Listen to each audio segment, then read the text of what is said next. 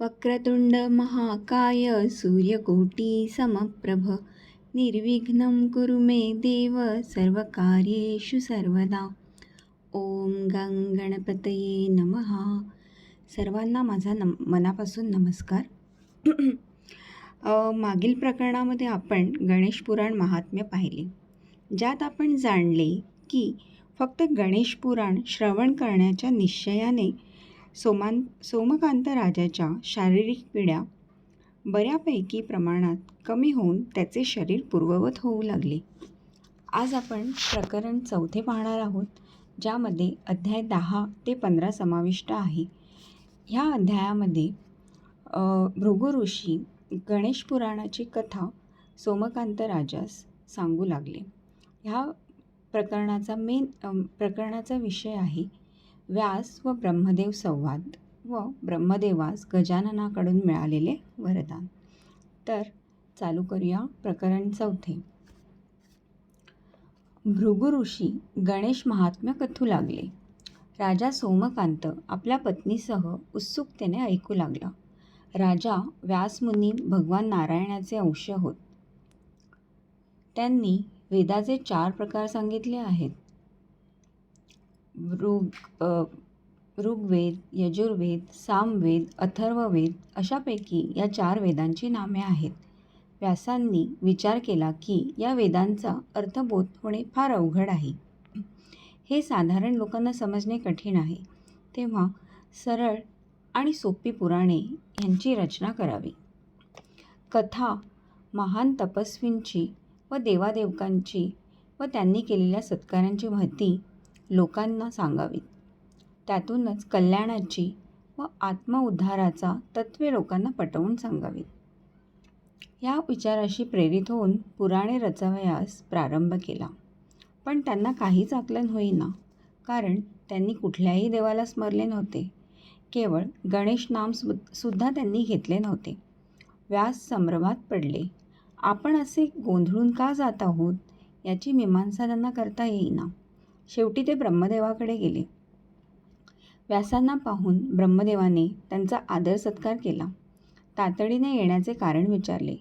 व्यास सांगू लागले, कलंकी युगात जास्तीत जास्त लोकांचा कल पाप करण्याकडे आहे. 4 कठीण वेदांचा बोध त्यांना सहज होणार नाही. मोक्षप्राप्ती व सद्विचारांची तत्त्वे त्यांना समजावून सांगावीत म्हणून पुराणे रचण्याचा विचार केला आहे. पण अडथळा कशामुळे येत आहे हेच कळेनासे झाले आहे. असे का होत आहे? यावर कृपया उपाय सुचवावा. ब्रह्मदेवाने क्षणभर विचार केला व व्यासास म्हटले, कुठलेही काम करायचे झाले तर ते अविचाराने, अहमपणाने किंवा घाई केल्याने होत नाही. समंजसपणे करावे, चित्त लावून करावे. श्री गजाननाचे नामस्मरण न करता तू अहंकाराने रचना कराव्यास सिद्ध झालास. अरे मतिमंदा, ज्याने या विश्वाची निर्मिती केली त्याच्याशिवाय सद्गती मिळत नाही. सर्वस्वी तोच समर्थशील आहे. हेच काय, पण शंकर, विष्णू, इंद्र, इतर सर्व देव आणि मी सुद्धा त्याच्या आज्ञेचे पालन करतो. तोच सर्वांचा विघ्नहर्ता आहे. व्यासा, त्याचे स्मरण केल्याने तू सफल होशील. श्री गजाननाचे स्मरण करूनच कोणतेही कार्य करावे, त्यात निश्चितच यश लाभते. तोच खरा परब्रह्म आहे. त्याला तू शरण जा. तोच तुझ्या सर्व आशा पूर्ण करेल. नाहीतर तू अनेक वेळा प्रयत्न केलास तरी तू सफल होणार नाहीस. व्यास ब्रह्मदेवास म्हणाले, मी बुद्धिभ्रष्ट झालो आहे. बुद्धीला मोहाने ग्रासले आहे. श्री गणेश म्हणजे काय? त्याचे साकार रूप कसे आहे? त्याच्या ज्ञानाचे दर्शन मला कसे होईल? तो कोणाकोणाला पावन झाला? त्याचे अवतार किती? त्याच्या पराक्रमाची माहिती काय? तेवढे मला सांगावे. ब्रह्मदेव व्यासास सांगू लागले, गणेश मंत्र अपरंपार आहेत. ज्या मंत्रामुळे क्षणिक सिद्धी प्राप्त होते, अशाच मंत्राबद्दल मी तुला सांगणार आहे. एकूण महामंत्र 7 कोटी आहेत. त्यांचे रहस्य श्री शंकराला व काही मला माहीत आहे. इतर मंत्रांपेक्षा 6 अक्षरी मंत्राचा जप केल्याने सिद्धी त्वरित प्राप्त होते. गणेशाची उपासना करणारे संकटातून मुक्त होतात. कोणतेही कार्य करण्याचे त्यांच्या अंगी चैतन्य येते. जे गणेशाची आराधना करीत नाहीत अशा दुर्जनांचा संबंध ठेवू नये. गणेशाची भक्ती करणाऱ्यांच्या सहवासाने आलेली विघ्ने दूर होतात. मी तुला एक अक्षरी मंत्र कसा उच्चारावा ते सांगतो. आधी स्नान करून धूत वस्त्र परिधान करून दर्भासनावर अथवा निर्मळ आसनावर बसावे व प्राणायाम करावा. अंतर्मार्तुका व बहिर्मार्तुका आचरावेत. गणेशाच्या स्वरूपाचे मनन करून अग्रपूजा करावी. श्री गणेश प्रसन्न होई तो ध्यानस्थ असावे. गणेशाच्या पूजेत अडचण येणार नाही अशी जागा शोधावी. एकाग्रता असावी. नास्तिक, व्यभिचारी, दुष्ट, अप्रामाणिक लोकांस गणेश मंत्राचा उपदेश करू नये. तसे घडून आल्यास 10 पिढ्या नरकवास भोगतील. ज्याची भक्ती गणेशावर एकनिष्ठ आहे, ज्याचे विचार चांगले आहेत, अशांनाच या मंत्राचा उपदेश करावा. जो नित्यनेमाने व सद्भावाने गणेश पूजा करील त्याला संतान, धनसंपदा व ज्ञान प्राप्त होईल. सुखाला उणीव पडणार नाही व मोक्षपद लाभेल. एवढे सांगून ओम हा एकाक्षरी मंत्र व्यासांना ब्रह्मदेवांनी दिला. व्यासांना अतिशय हर्ष झाला. त्यांची मनोभावना जागी झाली. व्यासांनी मंत्राची महती विचारली. ओम या मंत्राने गणेश प्रथम प्रसन्न कोणाला झाले ते विचारले. त्या क्षणी ब्रह्मदेव म्हणाले, व्यासा, ज्या गणेशाची सर्व देवदेवता विधियुक्त पूजा करतात तो गणेश ओम या मंत्राने कोणाला प्रसन्न झाला ते ध्यान देऊन ऐक. आतापर्यंत आपण पाहिले की गणेश नामाचा महिमा व्यासांना ब्रह्मदेवाने सांगितला. तसेच आपण जसे नेहमी ऐकतो की गणेश हा प्रथम पूजिता आहे. कुठल्याही कामाची किंवा शुभकार्याची सुरुवात आपण गणेशाच्या नामानेच करतो. तर आपण ऐकूया आता पुढील कथा. ज्यावेळी प्रलय होण्याचा समय येतो त्यावेळी हवेत पर्वत उडू लागतात. 12 सूर्य तप्त होऊन अतिशय तळपतात. सर्वत्र पाणी आटते. वसुंधरा आगीने जळून नष्ट होते. पुनरूपी मेघ उग्ररूप धारण करून कोसळतात. सर्व जग जलमय करून सोडतात. सतत वर्षाव मेघ करीत राहतात. पंचमहाभूते क्षोभित होऊन सृष्टी नाश पावते. अशा समयी विघ्नविनाशक ओंकार गणपती आपले रूप धारण करून तटस्थ जागेवर असतो. तोपर्यंत चोहीकडे काळोखाचे साम्राज्य पसरलेले असते. मग मात्र ओंकार रूप मायेपासून अलिप्त होऊन पुन्हा सृष्टी निर्माण करतो. तोच हा जगतनियंता ओंकार श्री गणेश होय. त्याच्यापासूनच त्रिगुणात्मक म्हणजेच ब्रह्मा, विष्णू, शंकर आणि सृष्टीची निर्मिती होते. असाच एकदा महाभयंकर प्रलय झाला. त्यानंतर सृष्टी निर्माण झाली. ब्रह्मासारखे अनेक देव निर्माण झाले, पण त्यांना स्वतःची ओळख पटेना. आपण कोणापासून उत्पन्न झालो आहोत, आपले कर्म कोणते याचा शोध घेण्यासाठी 21 सस्वर्ग सप्तपाताळे शोधली, परंतु त्यांना उद्धारकर्ता सापडला नाही. ब्रह्मादिक देवांनी अनेक वर्ष तप केले, पण ते निष्फळ ठरले. ते पुन्हा शोध करू लागले, तरीही त्यांना उद्धारकर्ता मिळाला नाही. ते पुन्हा तपाला बसले. कालांतराने आकाश त्यांना शुभ्र व तेजस्वी दिसू लागले. आकाशातील प्रखर तेजाने त्यांचे डोळे दिपले. त्या तेजाचे खरे स्वरूप व प्रारंभ कसा झाला तेच कळले नाही. त्यांनी नाना प्रकारे प्रयत्न करून पाहिला, पण त्यात त्यांना तीळमात्र यश आले नाही. शेवटी विघ्नहर्त्या गजाननाला त्यांची करुणा आली. त्यांनी आपल्या दिव्य रूपाचा साक्षात्कार घडविला. त्याच्या तांबूस वर्ण नखाने कमळांना खजील केले. मनोरम तेजोमय अंगकांती संध्या समयी ज्या रवीहूनही लोभस व मोहक दिसत होती. स्वर्णजडित कमरेच्या साखळीच्या विभूषणाने सोन्याने जडलेले मेरू पर्वतही उणे पडले होते. तो चतुर्भुज होता. धनुष्य, परशु, शंख व खड्ग अशी आयुधे त्याच्या 4 हातात शोभून दिसत होती. त्याची नासिका हत्तीच्या सोंडेप्रमाणे होती. त्याचे मुखकमल तेजपुंज होते. त्याचा एक दात फारच मोठा होता. ऐरावत आणि दिव्य पुरुषाला लाजवील अशी त्याची सोंड होती. त्याच्या मस्तकावर तेजमान मुकुट झळकत होता. तनूवरील वस्त्र अलंकार तारकांना भूषवित होता. त्याचे विशालकाय दिव्य रूप पाहून देवांनी त्याची नाना प्रकारे प्रशंसा केली. देवांनी केलेली प्रशंसा ऐकून श्री गणेश देवांना उद्देशून म्हणाला, तुम्ही ज्याच्या दर्शनासाठी श्रम घेतलेत तोच मी. आजवर तुम्हावर प्रसन्न झालो आहे. तेव्हा इच्छित वर मागा. माझी स्तोत्रे सकाळ संध्याकाळ जो कोणी गाईल तो पातकमुक्त होईल. त्याला वैभव व संततीचा लाभ होईल व मोक्षही लाभेल. देव आनंदित झाले व म्हणाले, हे देवाधिदेवा, तुम्ही आज आमच्यावर प्रसन्न झाला आहात, तेव्हा तुमचा विसर आम्हाला पडू नये. आम्ही काय करावे ते सुचत नाही. आम्ही कोणते कार्य करावयाचे त्याबद्दल आम्हाला आज्ञा द्या. गजानन म्हणाला, तथास्तु. तुमची भक्ती माझ्या ठायी अढळ राहील. प्रत्येकाच्या गुणग्राह्यतेप्रमाणे मी तुम्हाला शक्ती आणि ज्ञानाचे वरदान देतो. गजाननाने वेद, शास्त्रे, पुराणाचे महत्त्व पटवून दिले. कर्तव्य पालनाचे सामर्थ्यही दिले. देवाधिदेवा, सृष्टी निर्माण करण्याची आज्ञा तुम्ही दिलीत. पण सृष्टी निर्माण करावी कशी हेच मला समजत नाही. मला ते समजावून द्यावे अशी प्रार्थना करतो. ब्रह्मदेव म्हणाले. गजानन उत्तरला, ब्रह्मदेवा, जी सृष्टी तू उत्पन्न करणार आहेस तिला ब्रह्मांड म्हणतील. अशी कितीतरी ब्रह्मांडे माझ्या देहात वास्तव्य करून आहेत. तुला ती दाखवितो. म्हणून सृष्टीची उत्पत्ती कशी होते याचे ज्ञान होईल. तुला मी माझ्या श्वासामार्गे माझ्या देहात समाविष्ट करतो.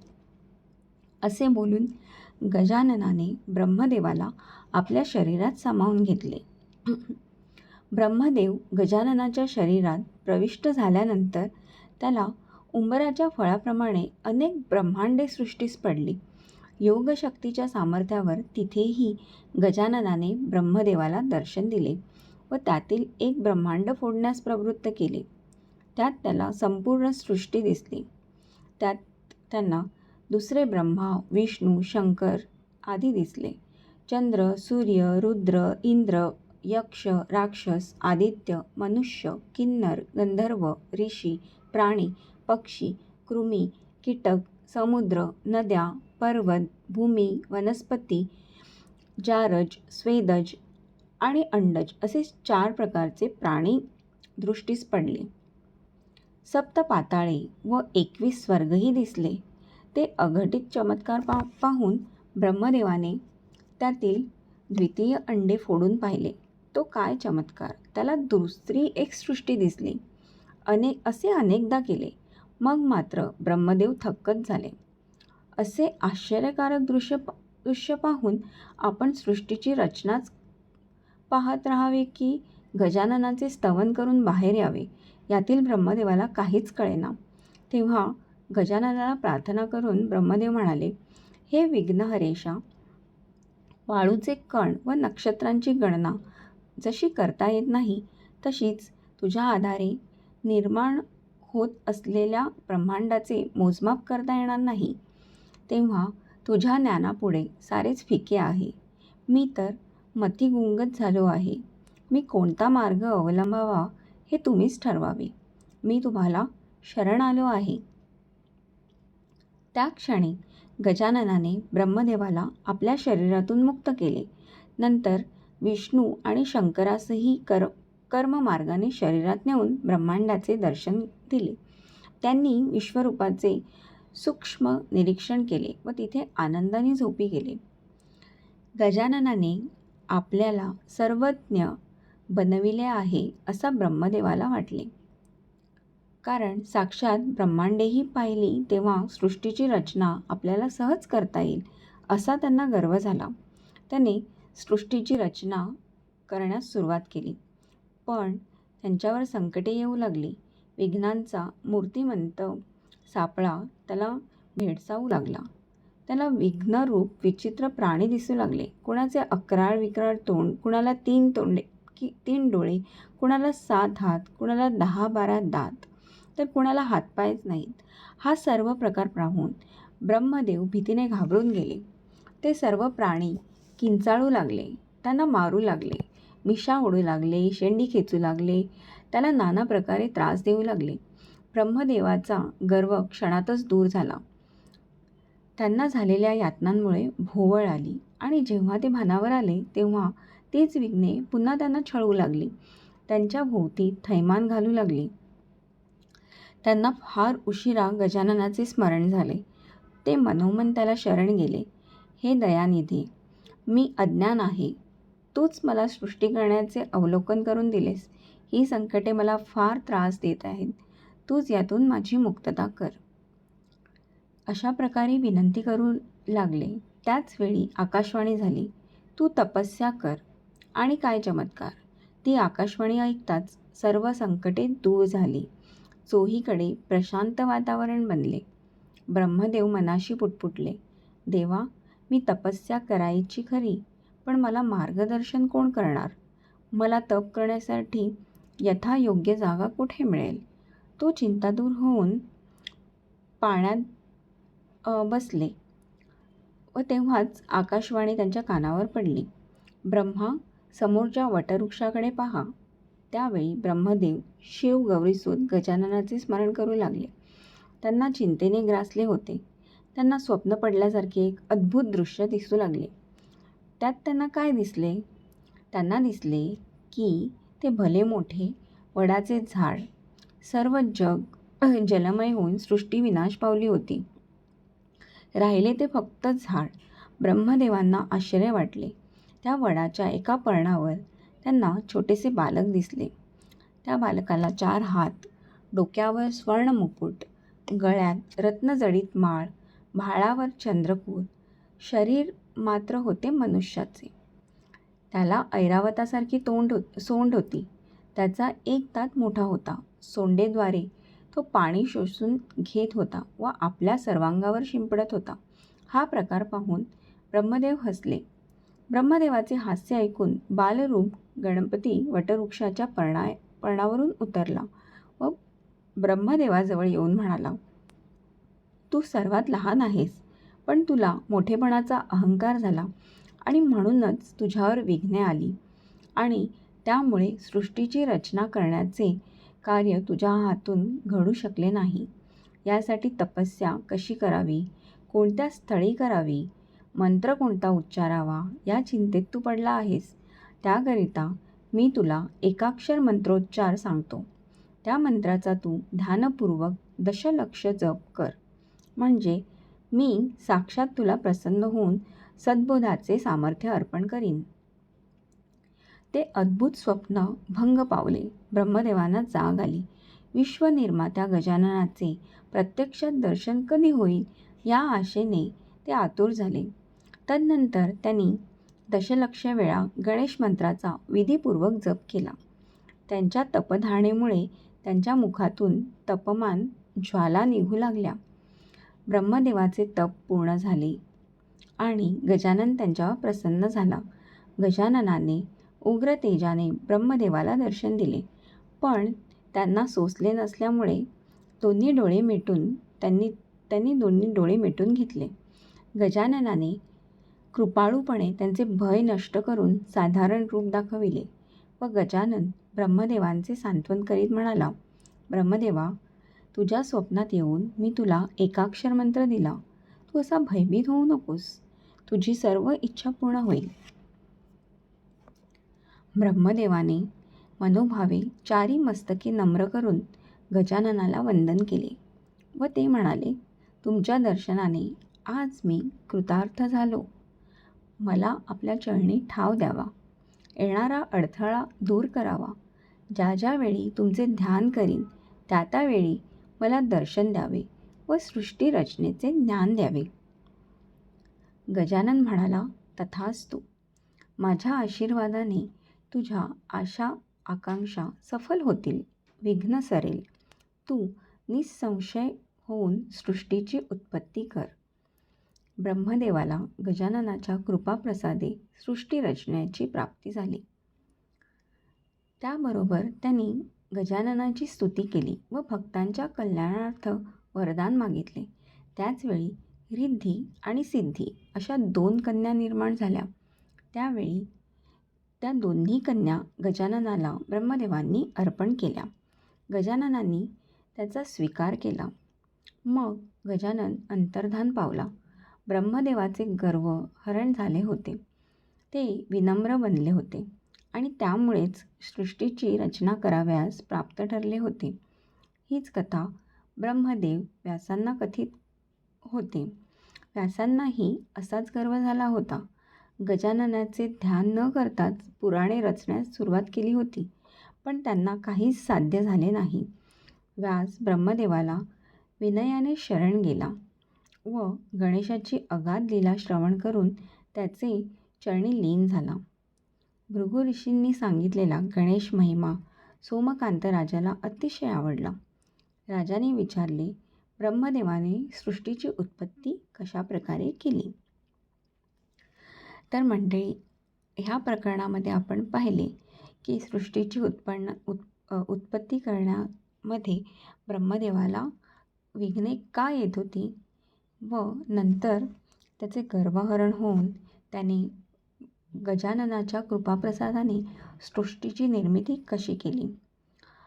आणि अशा प्रकारे इथे हे प्रकरण म्हणजेच अध्याय 10 ते 15 यांची समाप्ती झाली आहे. पुढील अध्यायामध्ये आपण पाहणार आहोत की ब्रह्मदेवाने या सृष्टीची उत्पत्ती कशा प्रकारे केली. ह्याची कथा भृगु ऋषी आपल्याला पुढील प्रकरणामध्ये ऐकवणार आहेत. तोपर्यंत नमस्कार, धन्यवाद.